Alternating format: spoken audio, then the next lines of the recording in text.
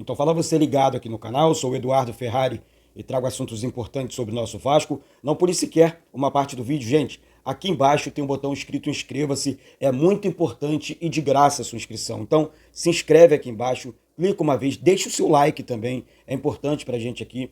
Deixa o seu like, se inscreve, pega o link do vídeo, manda nos grupos de Telegram, WhatsApp, Facebook, manda para todo mundo e diz, tem vídeo novo no canal Vasco Connection. Antes dos assuntos e também das informações, eu quero falar da PagBet. PagBet é parceira aqui do canal Vasco Connection. Tem um link fixado aqui no primeiro comentário desse vídeo com o cupom promocional aqui do canal Vasco Connection. Faça a sua inscrição utilizando esse cupom aqui, cupom promocional, e faça as suas apostas. Tem jogo mundo inteiro ainda rolando e a PagBet te dá várias opções de jogos ali e muito mais, tá certo? Então vai lá na PagBet, utilize o cupom aqui, ajudando a PagBet, você vai estar ajudando o canal Vasco Connection, então vai na PagBet e ajude o canal Vasco Connection também. PagBet, acertou, tá pago. Bom, gente, falar uma parada para vocês aqui, deixando muito reto, né? Temos vários assuntos para a gente tratar, lista de jogadores que saiu sim, tô confirmando a lista para vocês aqui. A situação envolvendo o Paulo Brax, demissão, o Abel Braga ficou chateado com a informação, vamos falar sobre isso e muito mais. Situação séria na CBF, séria demais, e a gente vai ficar atento e você vai ficar atualizado aí, se Deus quiser. Tô muito rouco ainda por conta do jogo, tá, gente? Peço desculpas. Bom, começando aqui com o Abel Braga, que ficou chateado, né, e falou para todo mundo, expôs a sua opinião sobre a demissão do Paulo Brax, né? Então o Abel Braga é mais um demitido do Vasco, tá? Então tem mais um demitido. O Abel Braga ontem, o Lúcio Barbosa deixou claro que ele já estava a negociar, na entrevista ontem, né, que ele já estava negociando com o Internacional, porém o Abel se levantou, né, dizendo que foi falta de respeito. Olha, Abel, respeitamos a sua opinião, respeitamos a sua pessoa e gostamos de você. Mas só quem sabe, né, o sofrimento, o tamanho do sofrimento que a torcida do Vasco viveu e vive por conta de Paulo Brax, Luiz Melo e todos esses anos aí que esses maus administradores ficaram à frente do Vasco, é a própria torcida do Vasco. Desculpa, mas não é você que vai medir o tamanho do sofrimento dos torcedores vascaínos. Essa é que é a grande verdade. Então aqui, o Paulo Brax foi um cara que não fez um bom trabalho. Não tem essa, vou mandar embora depois. Que mandar embora depois? Para quê? Para atrasar novamente o planejamento do Vasco? Para o Vasco se enrolar lá na frente novamente com campanhas pífias na próxima temporada? Eu acho que o Lúcio Barbosa agiu muito certo. E o Pedrinho teve, eu passei em primeira mão aqui, o presidente Pedrinho, para quem disse aí que ele ia limpar a piscina, vai limpar a piscina de São Januário, tá agindo nos bastidores, e muito forte, tá agindo nos bastidores, e ontem o Lúcio Barbosa deixou muito claro que existe sim uma união entre ele, ou seja, entre a SAF e o Pedrinho. Teremos um investimento para esse ano, gente, de cerca de 250 milhões de reais pro futebol. Ou seja, é um ano para não errar. Já que ontem o Lúcio Barbosa garantiu, né, que o Vasco iria disputar com os outros clubes os grandes jogadores. Essa é que é a grande realidade. Então, para disputar esses grandes jogadores, nós precisamos de grandes dirigentes. E entrando nesse assunto dos grandes dirigentes, eu vou trazer uma informação. Aliás, a informação já é pública, né, mas está aí. Alexandre Matos, Rodrigo Caetano e Juninho Paulista, tá? Estariam aí na mira do Vasco, tá? É claro que o Alexandre Matos é o favorito, tá? É claro também, se você Eduardo, quem você prefere? Eu acho que você também vai preferir o Rodrigo Caetano. Mas os dois estão ali no mesmo patamar, são dois excelentes dirigentes e tudo mais. Eu acho que esse é o caminho do Vasco, é pensar grande. Juninho Paulista conhece o Vasco também como poucos, foi dirigente da CBF por 3 anos, 4 anos aí, e entende também do assunto, né? Vamos esperar a cena dos próximos capítulos. O certo é, o Vasco não pode demorar para anunciar esse nome, porque através desse profissional é que o Vasco vai anunciar os novos reforços. O Vasco já está negociando com alguns jogadores. Essa também é uma informação importante. O Vasco já negocia com alguns jogadores. E aí é aquela questão, quem está conduzindo as negociações? Porque o Paulo Brax foi mandado embora. Ou ele estaria conduzindo essas negociações e de repente foi demitido. Isso pode ter acontecido também. E é normal também.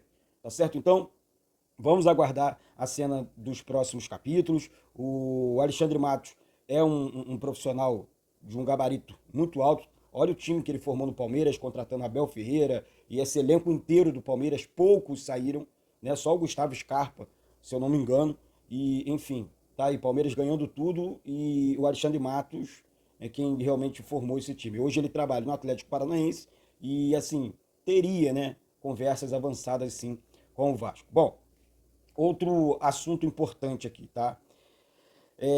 Gente, eu sei que alguns jogadores eu sempre vou deixar, porque gosto de alguns atletas, a minha opinião. Respeito a de vocês. Vocês podem, ó, Eduardo, acho que esse não. Mas nós precisamos, na próxima temporada, de um elenco forte. Um time forte, um elenco forte. É assim que o Ramon Dias vai trabalhar, né? E desde o momento que você, é claro, renova com alguns atletas, enfim, ou dispensa outros jogadores para contratar jogadores mais robustos, né? Que é mais uma promessa. Ontem, mais uma promessa, dessa vez do Lúcio Barbosa. E o Lúcio Barbosa, de todos que passaram aí pela SAF do Vasco, foi o único que cumpriu a promessa, trazendo jogadores importantes, aprovando a contratação de um treinador que tirou o Vasco da Série B.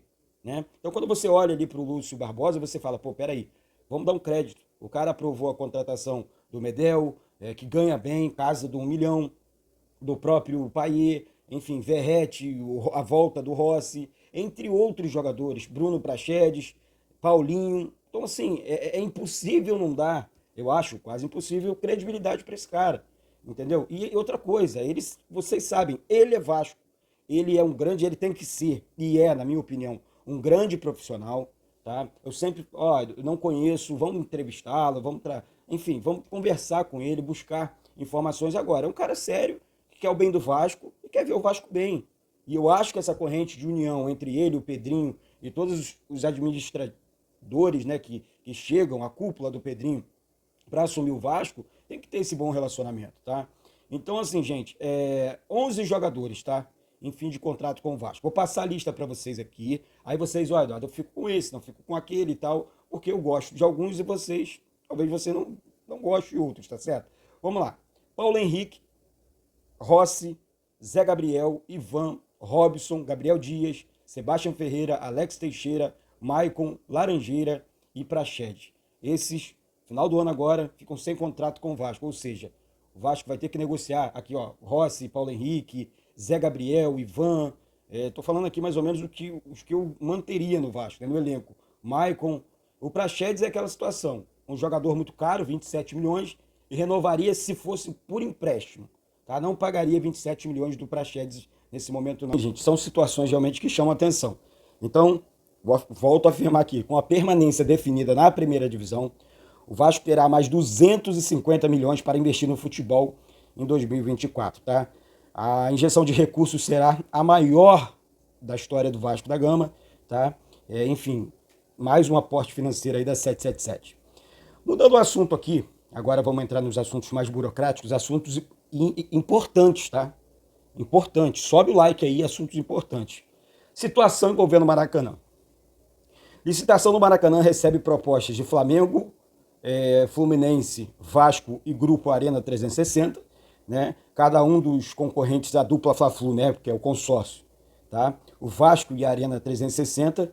O Vasco e a Arena 60 depositaram, por exemplo, o Vasco depositou 1.800.000 na conta do governo do estado do Rio de Janeiro, que serve como aquele compromisso, né, do calção para a disputa, tá?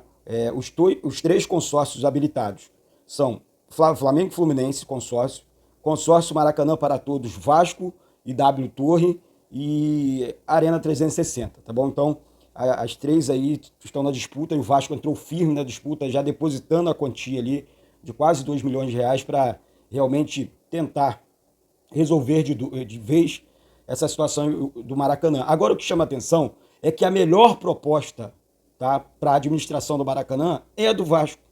A W Torre, por exemplo, é a que administra o estádio do Palmeiras, para você ter noção. Então, assim, eu realmente não entendo.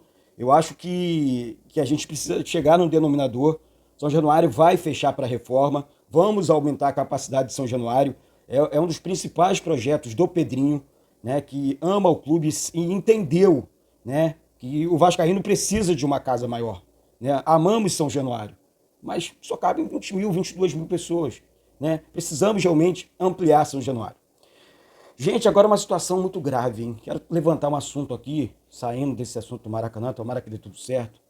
Situação envolvendo o CBF, hein? O Tribunal de Justiça do Estado do Rio de Janeiro destituiu Edinaldo Rodrigues da presidência da CBF e determinou a necessidade de um interventor para a entidade, né? O escolhido pelo TJRJ é o presidente do Superior Tribunal de Justiça Desportiva, do STJD, José Perdiz, tá certo? Então, é um presidente interino e tem 30 dias aí para enfim, convocar novas eleições na CBF. O presidente do Superior Tribunal de Justiça do Rio foi nomeado para organizar uma nova eleição na CBF no prazo de 30 dias, né? É provável que a eleição ocorra ainda esse ano, né, em 2023. Cabe recurso, tá? Cabe recurso aí para o Edinaldo Rodrigues. Mas acho que, olhando aqui a verdade dos fatos, eu acho que ele não vai entrar numa... A CBF é muito política, né? E tem aqui, ó, Ricardo Teixeira é oposição, Rogério Caboclo, ex-presidente também da CBF, é oposição, entre outros nomes fortes, né? Estão ali por trás e realmente não aprovam ou não aprovaram aí a administração Edinaldo Rodrigues à frente da CBF. Muita coisa aconteceu, muita coisa acontece dentro da CBF. Inclusive, existe sim a possibilidade da FIFA tirar, né, a possibilidade de alguns clubes brasileiros disputarem competições internacionais, as competições, as principais, né? Sul-Americana, Libertadores, Mundial de Clubes. Então, assim, é uma situação realmente que acontece no Brasil e causa uma tristeza porque é tudo muito escuro. É tudo muito no escuro. Então, a gente realmente não consegue entender algumas atitudes que vêm da CBF. Na verdade, relacionada à arbitragem, por exemplo. Ninguém muda, as pessoas não são cobradas. Então, assim, eu acho que a oposição pegou firme em cima disso tudo e o que está acontecendo é realmente uma, entre aspas, briga política dentro da CBF e a gente precisa aguardar a cena dos próximos capítulos. Afinal de contas, queremos o bem do futebol brasileiro, né? Só o bem, só isso, nada mais, tá certo? Então é isso. Daqui a pouco eu volto, tem live, mais vídeo e muito mais. Se inscreve aqui embaixo, se inscreve aqui embaixo. Sobe o like, tá? Deixa essa moral aí, vamos com tudo. Então, é isso. Beijo no coração de todos vocês e saudações vascaínas.